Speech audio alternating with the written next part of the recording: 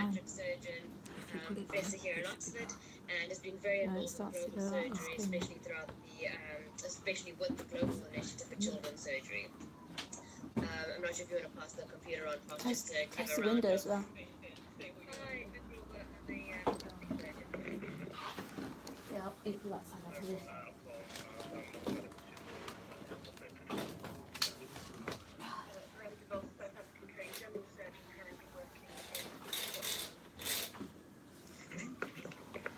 Hello everyone, I'm Angus. I'm currently working in King's Trust.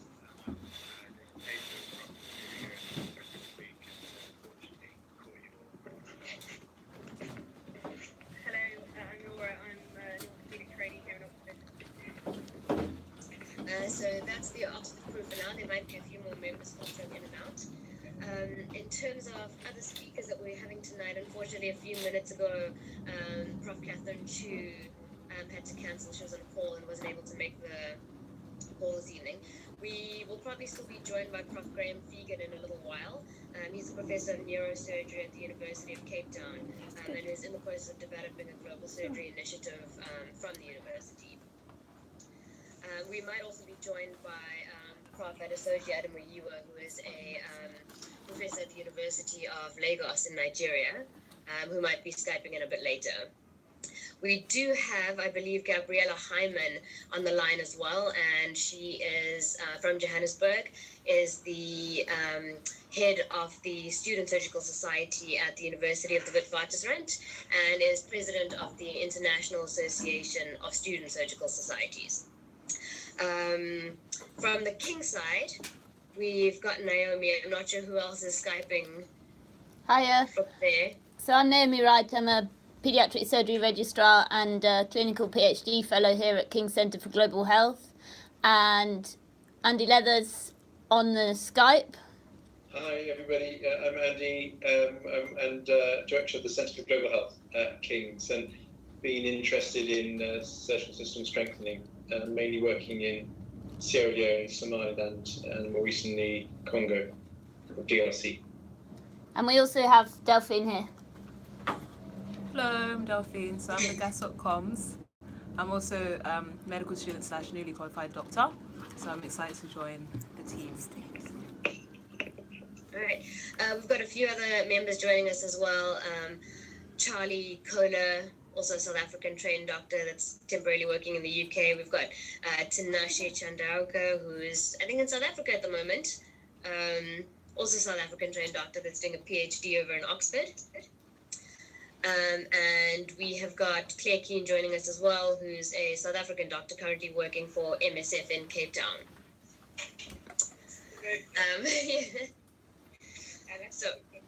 Yes, and Alex van Klemper is also a South African trained doctor doing a PhD in Oxford. So I'm going to start by just giving a quick summary of the paper for those people who didn't have a chance to read through it beforehand.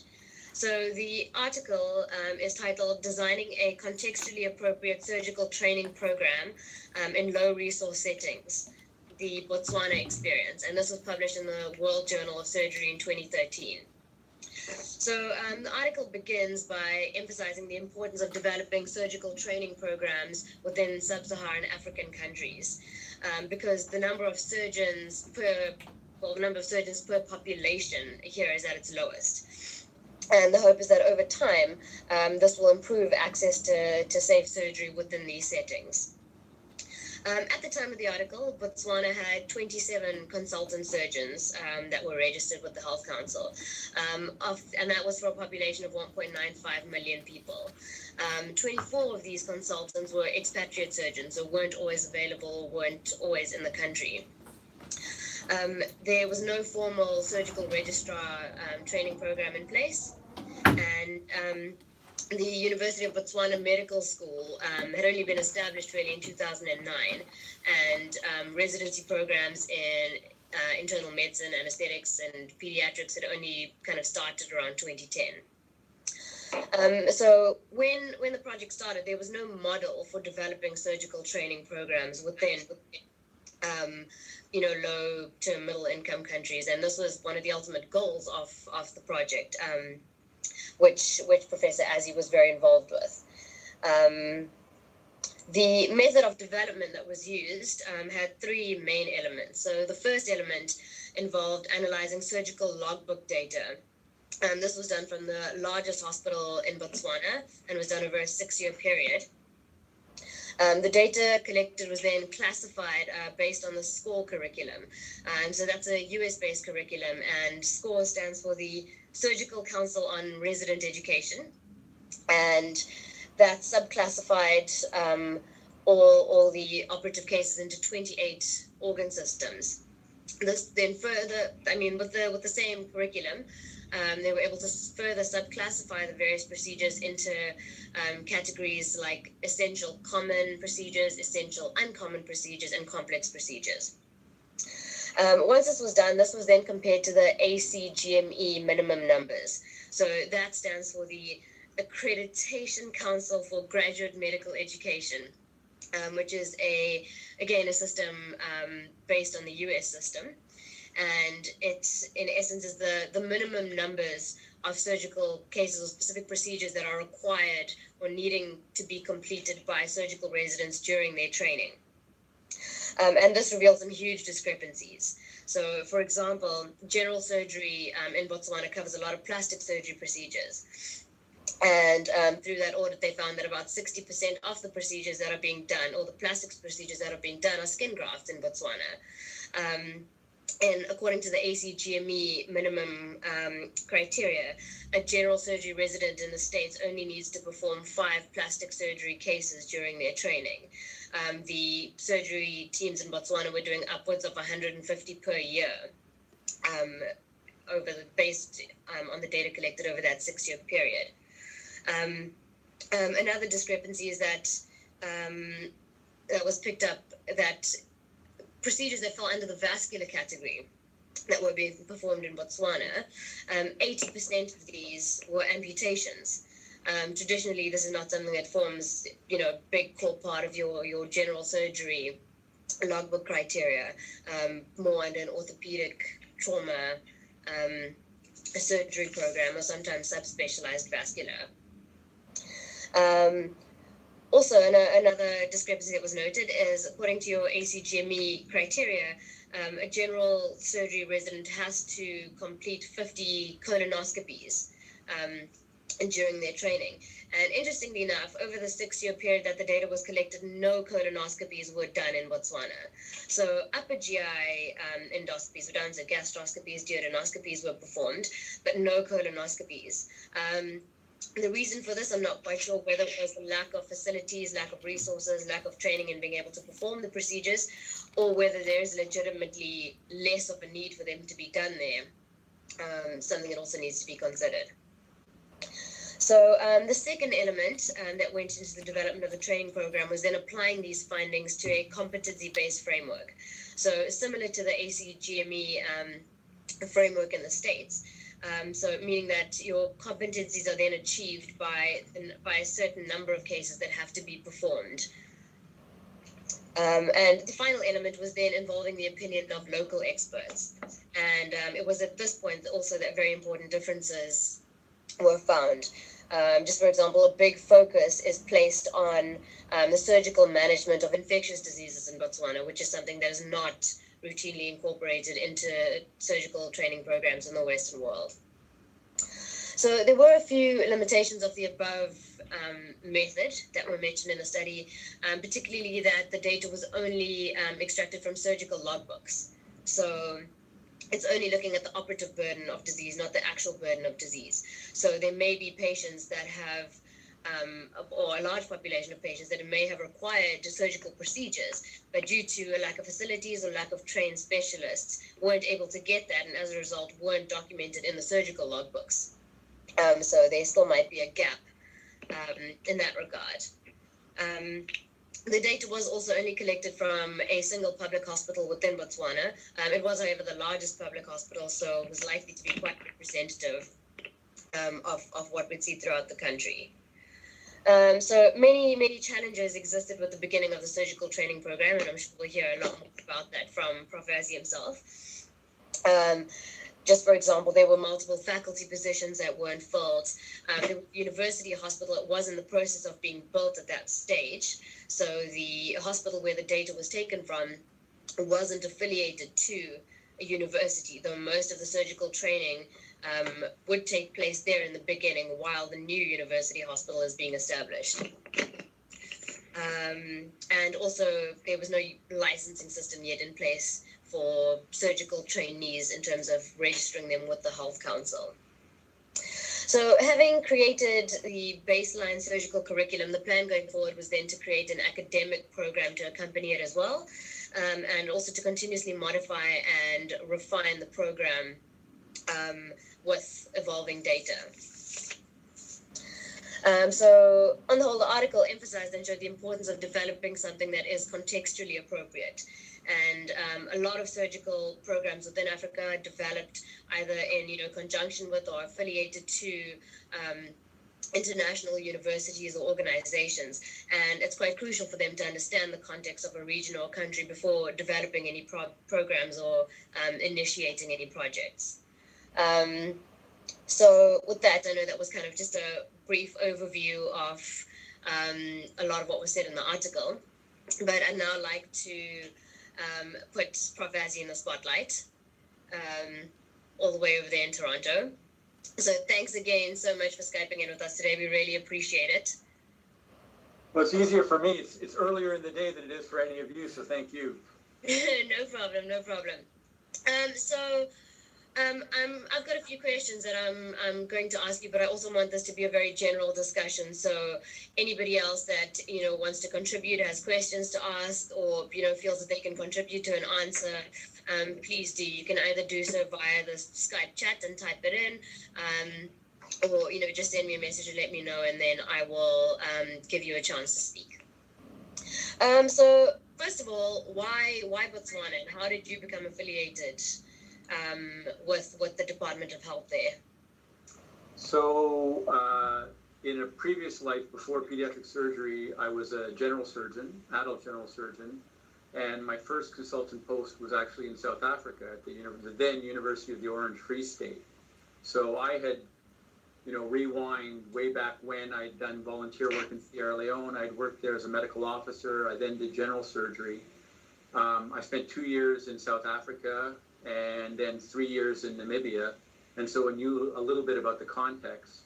And when I was going back to do my pediatric surgical training, it was a view to come to Africa to work, and was looking for an environment with a need. And there had never been a registered pediatric surgeon in Botswana. So that's how that came to be. When I did my pediatric surgical training, I applied for a post in Botswana. My first application went in 1997, and then they offered me a post in 2005. Okay. So amazing admin and HR, I can see. Yeah. All right. And so had you worked there then for a period of time and stayed there when they then asked you to get involved in developing the surgery training program, or was that when you were already back in Toronto? No, it was before that. So what had happened was, at the time I was working in the U.S., I was at the University of New Mexico, and I took a 6-month leave of absence, and I worked in Botswana there.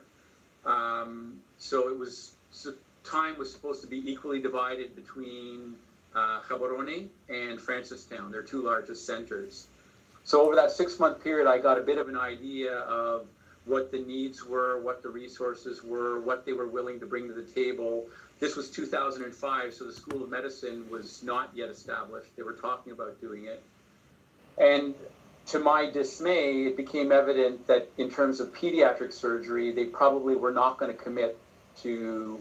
They were really interested in saying they had a pediatric surgeon, but my sense was that they were not really going to commit and bring what was necessary at that time. So I did not sign on long-term, but at the same time, I accepted a post at the University of Toronto that gives me 3 months a year to work in low middle income countries. So since 2005, I've spent 3 months a year in Botswana. And the first affiliation was with the Ministry of Health. And then later, over time, as the School of Medicine was developed with the Faculty of Medicine. Okay. So following on now, 5 years down the line from when this article was published, is there now a fully established surgery training program in Botswana, and were the kind of goals that you set out at the beginning achieved? Absolutely not. So there's not. There's a lot of goodwill. If you look at the people who were authors on the paper, some of them are there. Alamayo is there. Balisi Bakanizi, ironically, has just gotten back 2 days ago. So he's been in Canada for 8 years. So he's a bit of the victim of exactly what you described, that he's going to be a general surgeon there. And he is not trained, if you will, with regard to below knee amputations and skin grafts. So we're still in the process of. Okay. And have you had any graduates come through the training program, or how far is it in its? There still is a residency program now? No, there is no residency. Not at all. Not at all. Not at all. No, it was never. So it's interesting. There's always the what people say and then what actually happens on the ground. There's a lot to be optimistic about in Botswana and the way things are going, but virtually every residency program that was started fell flat on its face. And surgery was the one where people had decided we simply did not have the infrastructure. I mean, the faculty consisted of one Ethiopian. That was it. So there was no way we felt that we could start up with an itinerant Canadian who was there 3 months of the year and an Ethiopian who was on the ground, that you would be able to establish a training program. So we still look to South Africa because the natural affinity of the Botswana is towards South Africa for training. So since Balisi Bakanizi came to us in Toronto, after those first few years, it became plain to me that probably was not the way to go. It was a huge shock to his system, and I didn't think that we were doing that well by him in terms of training. So since that time, we've had one person formally go to WITS with our motivation. 2 people were already at WITS and have come back, and there are 3 people who went to UCT. 2 of them are back, and one is into her second year of registrar training and will be back in about 2 years. All of them were in supernumerary positions. Okay.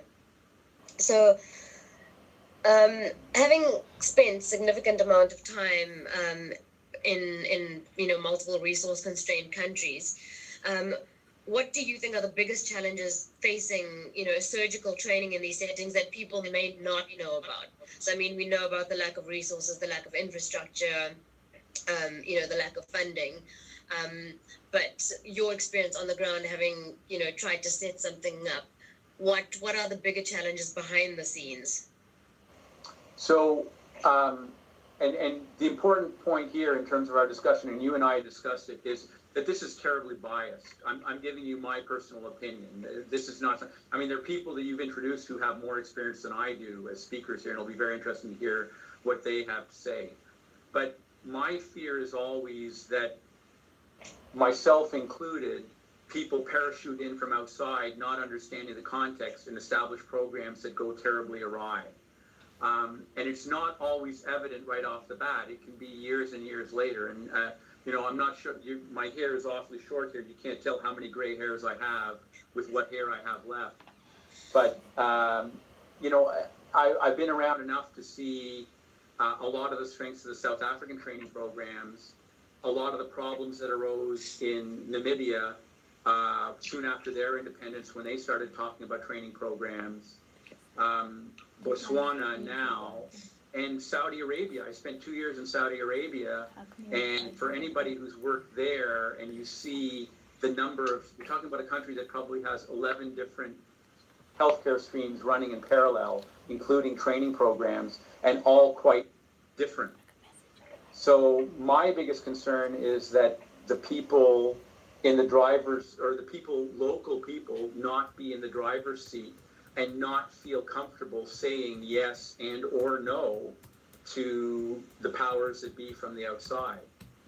I've been happy with my relationship over 15, 16 years now. I think we're finally comfortable enough to talk to me openly and honestly about a lot of things, maybe not everything, but in a lot of contexts, I've seen expats come in, and it'll be interesting to say if Graham Fegan logs on, like even the most recent, and Tanashi was there in Cape Town, and see the disparity in terms of the presentations between some of the groups that were at a recent meeting in Cape Town and a well-meaning group that came from a huge university outside and just did not seem to understand the context. It was just, I think to people who knew what was going on the ground, you had some people, locals, just finished presenting on the fact that they could no longer do elective surgery in their context because of the amount of emergency surgery that needed to be done, and how that the spillover was that because they could no longer do elective hernias, they had to do more emergency incarcerated hernias. And it was like this vicious cycle. And then the well-meaning expatriates who were there basically put up this very sexy, it was almost like an MTV music video on how great their institution was in their home country, but was completely inappropriate for the local context. So that's always been my biggest concern, is that locals not be in the driver's seat. Okay. And did you face a lot of kind of bureaucracy and red tape when it came to affiliations with the university, or did you encounter that when it came to working with kind of, government, or, like the Ministry of Health?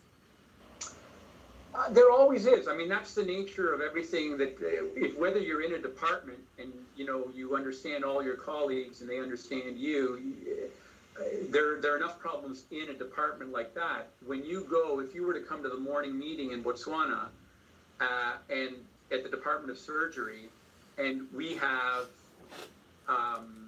there'll be a Canadian, a couple of Ethiopians, one or two Botswana, there'll be people from the Democratic Republic of Congo, there'll be a Chinese team, there'll be a Cuban team, there'll be an Indian team. There are some ex-East Europeans thrown in there, Bulgarians and otherwise, and everybody has different ways of doing things. And when we would discuss what could and should be done, I mean, even arguing about access, laparoscopy aside, with a laparotomy, what kind of incision you'd make, whether a midline or a paramedian, there's no understanding even at that level. So I think that for me, the University of Botswana needed to make a decision about where they wanted to go. And one of the hard things was that there was a lot of pressure from outside. A lot of the Americans wanted them to go with U.S. programs. And, I sound an awful lot like an American, but I'm not an American, thankful not to be an American these days. And even if you look at, I mean, I don't know what any of you have been following, I saw an article in New Yorker last night about the WHO meeting and how basically the U.S. has hijacked the big movement towards breast milk for kids and saying that formula is not bad, is not evil, and don't want to endorse that. I mean, to anybody who's globally minded, it sounds a little bit insane, but those are the politics that creep in to these kinds of decisions. So for Botswana, and you and I have discussed this before, their natural affiliation, their natural affinity is towards South Africa. So I saw somebody typed up, like, what's the relationship with COSEXA? Right now, Botswana, and I would have thought COSEXA would be fine for Botswana, but it's not what the Botswana wanted. The Botswana wanted South African level training, but they were being told by a lot of other stakeholders that that's not where they should go, that they should either go with a big U.S. school or that they should go with COSEXA. Do you think that there's been an improvement in contextually appropriate programs, or do you still think there's just a complete lack of perspective when it comes, when it comes to, interventions from the Western world, or from, most of the time very well-meaning associations? Do you think there's been any improvement in that regard, or do you think that we're still very, very far off the mark? So I think there's been improvement, but not at a measurable level. I think if you have, again, some of the thoughtful individuals that you have assembled for this in the driver's seat, then I think that things are going relatively well. but it speaks to the commitment that's required, the involvement. I mean, I think of my involvement as precious little with 3 months a year in Botswana. It's not that much, but it doesn't stop with the 3 months that I'm there, right? We're always in touch. I was in touch with Alamayo earlier today and with BK on a regular basis. That goes on. So I think that if you have, Prof. Lukaku and you have Andy Leather, who are very involved with their environments, there's significant chance for pockets of good work. But overall, I think because of the increase in the global surgical and global health interest, I think it might be a bit worse. Okay. We just have another quick question on the feed. Does Botswana offer an M.Med in surgery? It does now. Okay. No, not for surgery. So they're undergraduate. So the MBBCH, they give, but not an M.Med, not in surgery. Okay. So the two programs that are verging on success right now are pediatrics, which has an affiliation mainly with the Western Cape. So it's been Stellenbosch and UCT, and internal medicine. But even there, what they're doing is they're doing part of the training in Botswana and then being sent for some finishing school in South Africa. All right. I think we've got Andy that also wanted or that had an opinion to share. Yeah, thanks very much, George. I so enjoyed meeting you last year in Toronto, and great to hear you again today, and really good to be a part of this excellent journal club. I mean, I think just a few reflections from Sierra Leone, where we're 18 months into a postgraduate training program, which is absolutely Sierra Leonean-led, with some support from King's. And I just want to reflect on a little bit of why that might be successful. It's still early days, and reflect a little bit on what the high-income country input, in this case King's, looks like.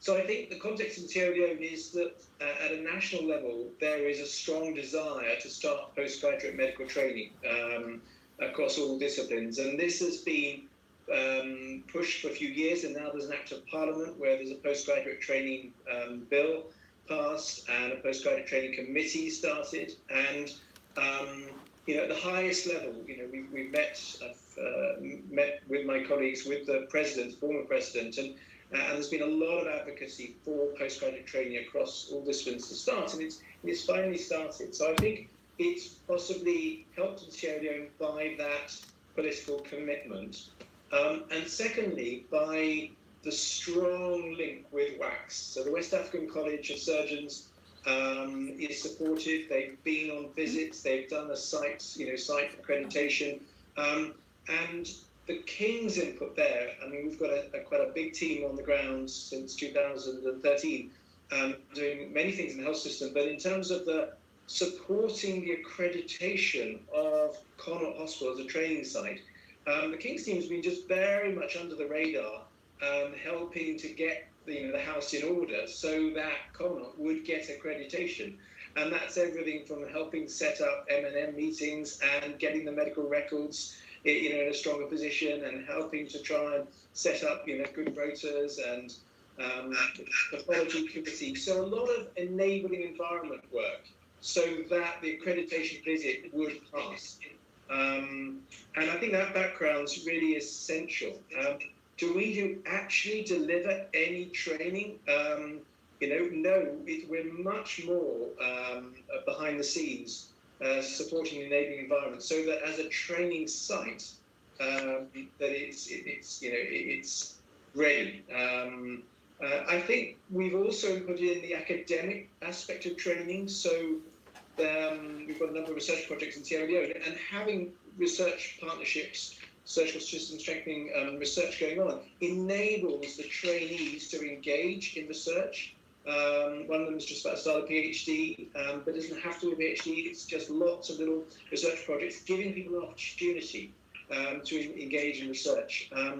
And then finally, the team on the ground, just being behind the regular daily 8 o'clock surgical meeting, being behind initiatives like that, the monthly M&M meeting, when the oxygen plant fails, getting behind that and getting the oxygen plant up and running, all those sorts of things. And finally, trying in some way to coordinate other inputs from the international community.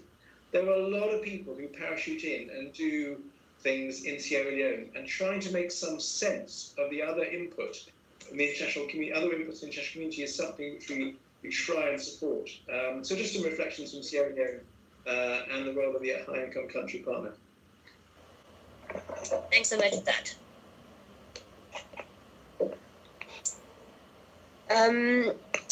Another question I actually had to ask was, Prof. Azzy, I can put this out to the King's team as well, and unfortunately Prof. Chu isn't around to discuss this one as well, but do you feel that developing more informal, in inverted commas, training programs, so that is like kind of your task shifting, or training up medical officers, or what we would term SHO level doctors here in the UK, to perform your essential surgical procedures, do you think that that would be not almost a more worthwhile effort, but something that is easier to do, and would result in having people that are on the ground that are more likely to stay within the country, and that you might actually face less kind of bureaucracy and red tape with when you're trying to get into these completely different environments? So in theory, yes. But again, I think that it should be locally driven and not put forward as, or almost imposed. And it's the same, it's sort of what I discussed about. I mean, Andy, is a very thoughtful man, a good man. And I think that goes a long way. I think that somebody who has been involved in Sierra Leone since 2013 and probably before in terms of doing the homework with regard to this, and then also trying to be thoughtful about the environment. A lot of times what our mothers and fathers would have wanted us to be and taught us is what's most important in terms of developing and sustaining these programs. So I think you've got to first and foremost have, if you're the outsider, as I've always been, it's really got to be about them and not about you. Number two is that if the kind of initiative you're talking about is something that they're interested in, then you support it. But I don't think you try and impose it. And I've seen it try to be imposed in a couple of contexts. In Botswana, and whether you agree or not, there was this push from like COSEXA to be there versus the affiliation with South Africa. And I would go and I'd meet with the permanent secretary and I'd say, listen, COSEXA makes a lot of sense, and they're going to come in here with the faculty, with the backup, and there are a lot of good people, and it's implemented in quite a few countries. But the permanent secretary would say, George, if I need surgery, I'm not going to Dar es Salaam, I'm not going to Nairobi, I'm going to Cape Town, or I'm going to Johannesburg. We want the South Africans. And so, but for me, that was a full stop. Even if the package was easier and simpler to implement, it was not what they were looking at in the longer term. For your question, if they want quote unquote barefoot doctors or healthcare providers, that's fine. But my experience is that most of the countries want to aim high. They want to aim for whatever it is that you'd have in any other high income country. And if, my Ethiopian colleagues, if they look now, a very good friend of mine is Miliard Debu. I mean, he just stepped down as the president of COSEXA. And they've established COSEXA training in Ethiopia and the College of Surgery of Ethiopia. And those are not seen in the same light. There's now a dichotomy of surgical training there. And I don't know what that'll mean 10 years, 20 years, and 30 years down the road. But if you have Ethiopian friends and you talk to them about that, they don't see each of those surgeons in the same light. Okay. So I was hoping that we'd have Prof. Vegan and Prof. Soji online by this time for the next question, but I might have to put Prof. Leku on the spot for it. But what role do you think kind of the powerhouse countries in Africa, like South Africa and Nigeria, have in trying to establish, safe surgical access within their, poorer, less resourced counterparts, bearing in mind that we still are relatively relatively low resourced within South Africa. We have established universities and surgery training programs, but there's still large parts of the country that don't have access to safe surgery. Yet, kind of the rest of Africa, or many African countries, are kind of looking towards South Africa or towards Nigeria. So, what role do you think kind of the South African universities or societies within South Africa have to play in making those things more achievable? Can you hear me? Yeah? Yes. Yeah, so knowing the South African system, historically, it was a high-income country and low and middle-income country all in one. And the apartheid dictated which was high-income country and which was low and middle-income country. So there have been systems in place, and I'll be talking mainly of facilities in the low and middle-income setting. And I use Botswana as a very good example. So that was the low and middle-income country hospital for the country, the biggest hospital in the Southern Hemisphere that drained all of Africa for their specialist care, and also included Mauritius and any other country that had need for people of color needing specialist care in South Africa, developed the hospital. One of the ways that things were tackled by the people that were working in those institutions is to create day hospitals, to create clinics. So I would just use Botswana as a tertiary center and how it established healthcare in Soweto. It wasn't perfect, but it was a start, knowing that during that era, there was no resources for this group of people. But what Botswana did is established 20 clinics for about almost 1 million people. And of those 20 clinics, 5 were day hospitals, where deliveries, minor operations, and things were done. And with the opening up post-apartheid era now, those clinics have not died, but have been given resources. So the answer to that is to start developing more and more of what is there already.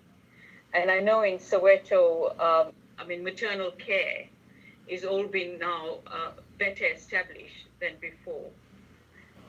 Also, historically in South Africa, a lot of the district general hospitals are actually manned and run by general practitioners who are universally trained to do things that people in low and middle income country get trained to do. And they also had referral bases. So that area needs to be further worked on rather than reinventing the wheel. And we do have men who's worked in that setting, working in the district general hospital where general practitioners provided support. Do you want to come in there? I think you have quite a good answer to that. I hope that answers your question of how things are being done. Sure. So essentially district hospitals are staffed by family physicians and non-specialist practitioners, and they do a lot of obstetric surgery. They'll do cesarean sections, dilatation and curettages and so on, but most general surgery in South Africa, in some places it's done locally, but in a lot of places it'll be referred to a rural regional hospital, which is staffed by general specialists, for want of a better word, so a general surgeon, a general physician, and a general paediatrician working there. So that's answer the question. You think have we answered the question? Maybe could I just make an addition? So yeah, I am happy with both of those responses. I was hoping to have the Cape Town Global Surgery Initiative to have a bit about what they're doing at the moment, because based on what it sounds like, having a collaboration between the UK or the US or other international organizations, if they were to form collaborations with the South African Surgical Society.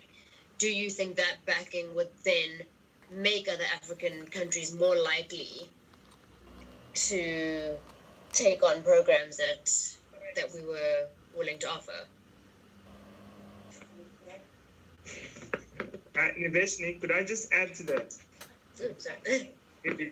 Useful in that situation is if the South African health professionals, the College of Medicine of South Africa, they recognised attachments in other hospitals. So if 6 months of hospitals in other countries was recognised the FCS training hybrid system, where some training was done in home countries, some training was done in South Africa. I know there's lots of people in other sub-Saharan countries are quite sorry that their registrars spend all of their time working and providing a service in South Africa, and they're still being paid from the home country. And it would be good, I think, to have a hybrid system where they could spend some time in the home countries and some time in the state.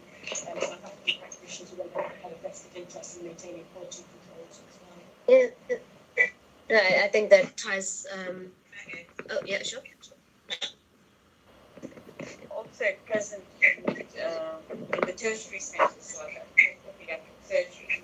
So tertiary centres in Johannesburg, Cape Town, Bloemfontein, where you worked, Afi, and Durban, have got their trainees, and then they've got supernumerary trainees. The supernumerary trainees are those from other parts of Africa. They take up the training number, but they add to the service, they help with the service, and at the same time they get trained. But they're being paid from home.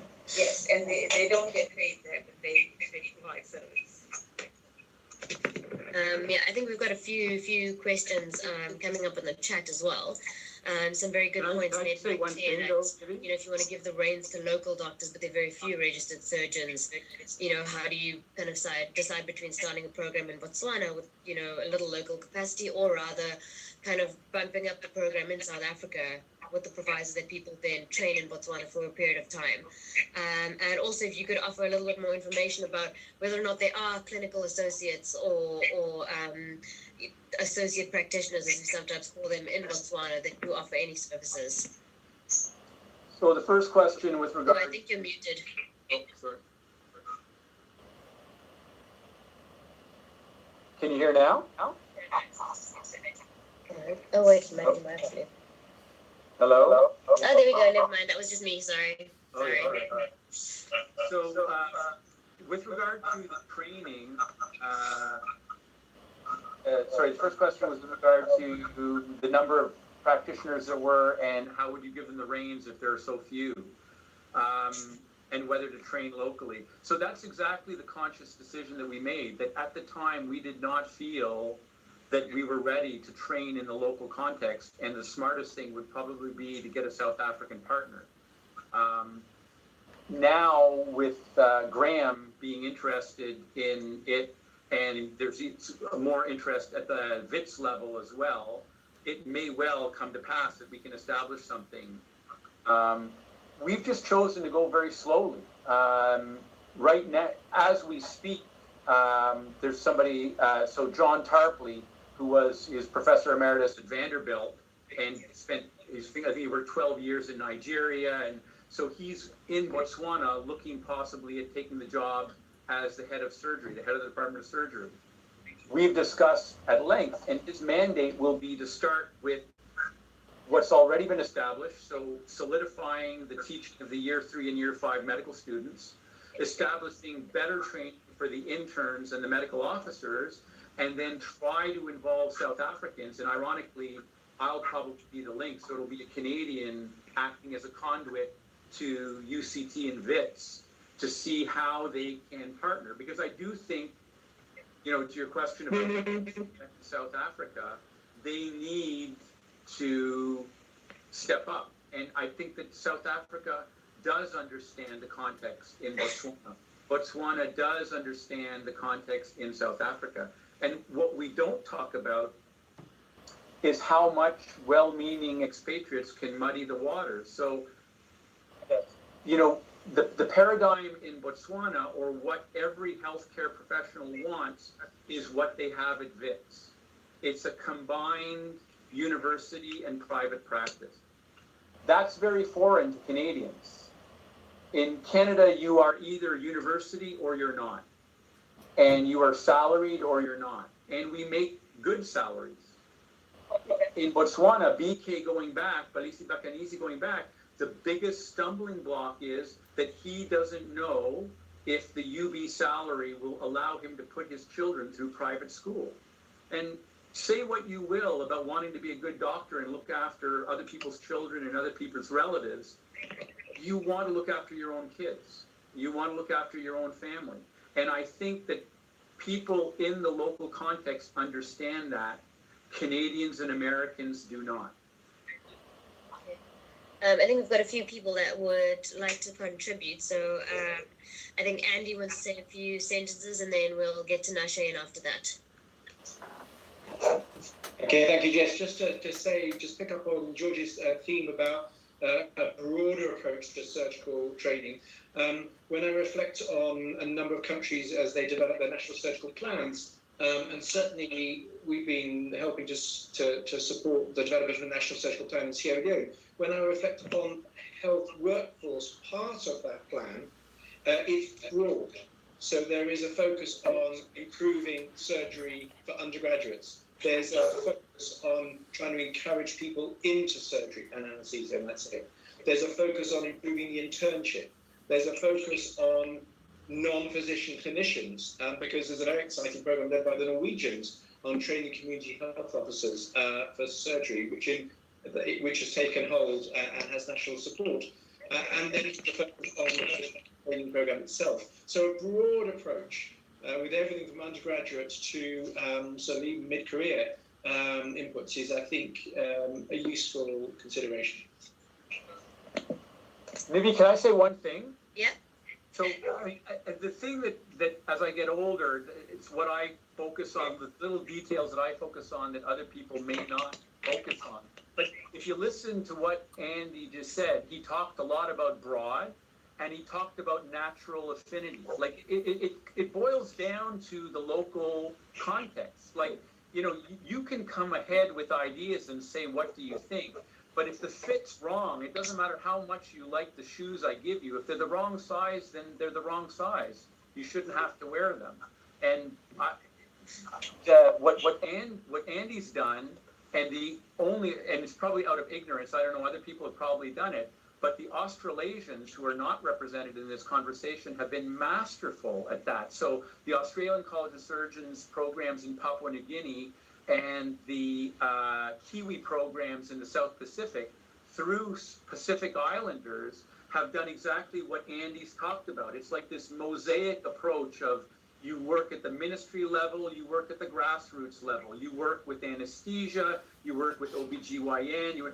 If I look at the North American paradigm, I hate to say it, it's these silos that come and impose themselves. And I could draw you a little map of the capital city and of the hospital, Princess Marina, and you would have one university stamp on one corner of the hospital, another university stamp on the other corner of the hospital, and a third, and there being clear dividing lines. And that, I think that's wrong.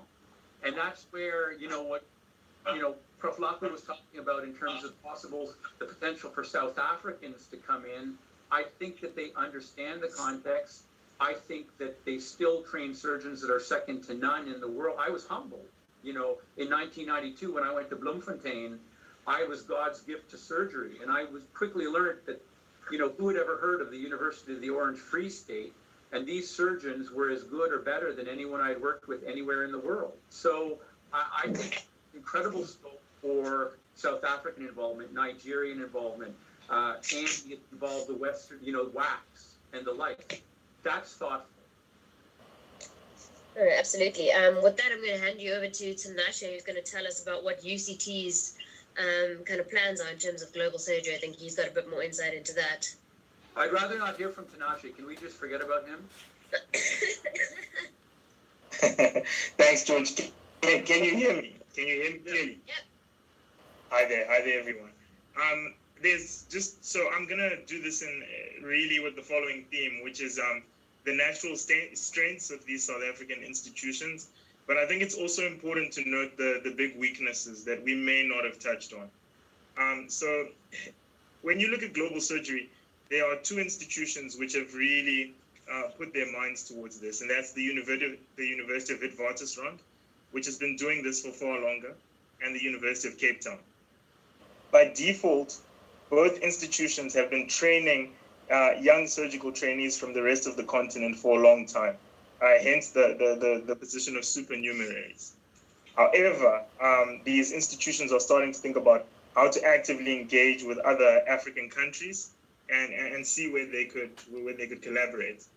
Now, the areas of strength, particularly for the University of Cape Town, and it's probably similar with WITS, are that these are first and foremost large research institutes, and over time, the burden of clinical disease has meant that people used to do research are now just doing a lot of clinical operations.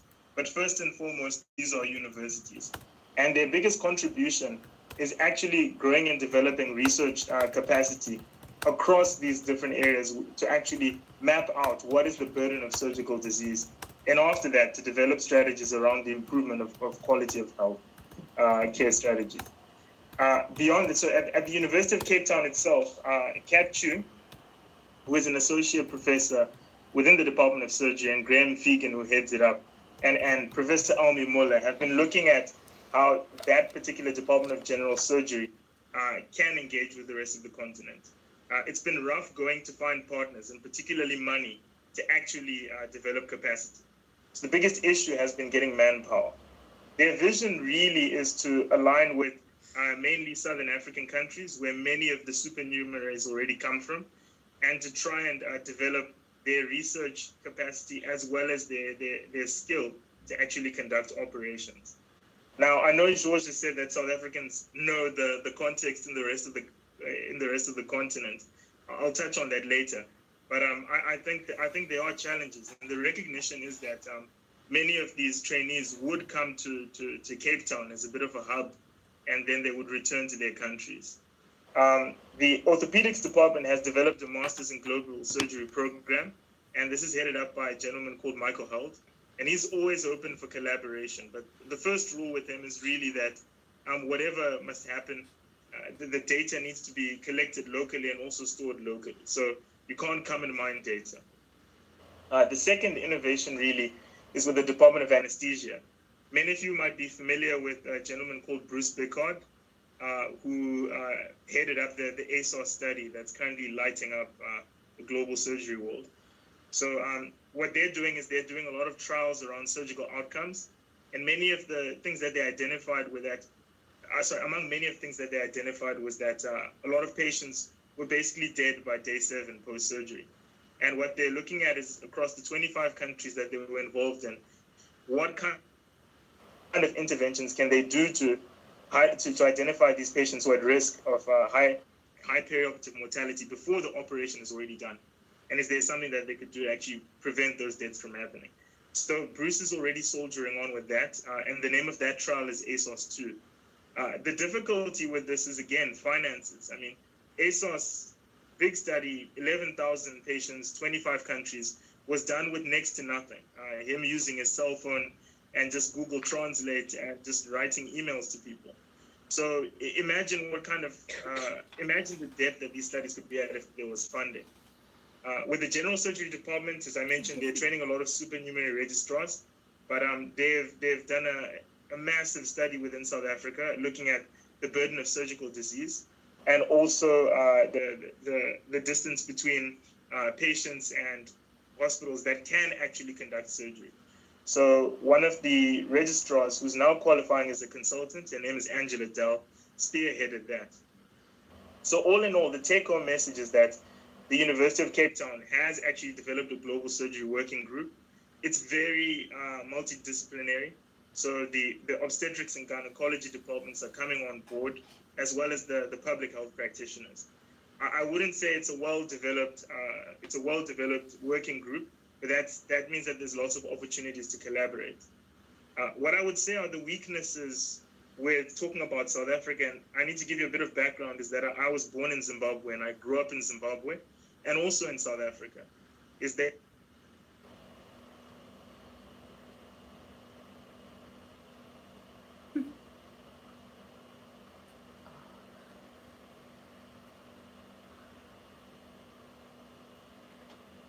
think that's key to open one of the windows.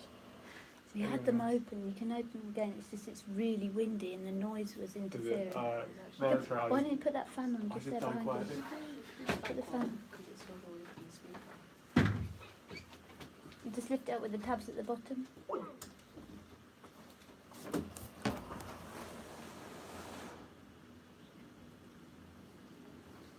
Put the fan on as well if you want. Do you think it's us? It's us connection.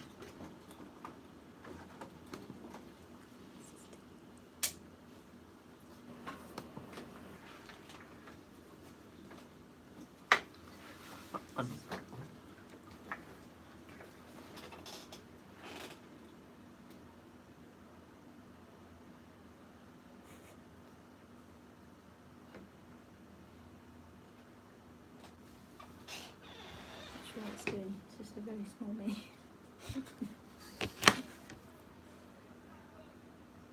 It looks like everyone was lost because we've now joined the meeting. No one's there.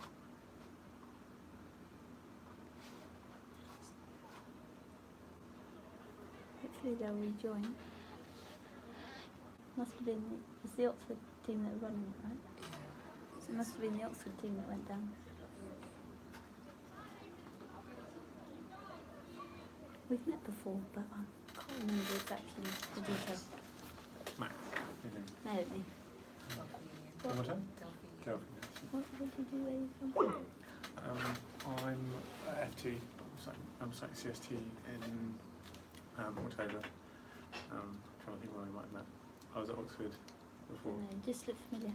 Okay, so you're doing core surgical training where? Charing Cross. Okay. What do you want to do? I think general. I'm not sure. So that can be a bit global. I was at the GS. I was at the Global Surgical Frontiers conference. I didn't go. I always go, but I didn't this year because I was presenting elsewhere. So I do paediatric surgery, and I'm doing a clinical PhD in global health here, focused on global surgery. This isn't working. What about you? I'm just going to stop it for a second.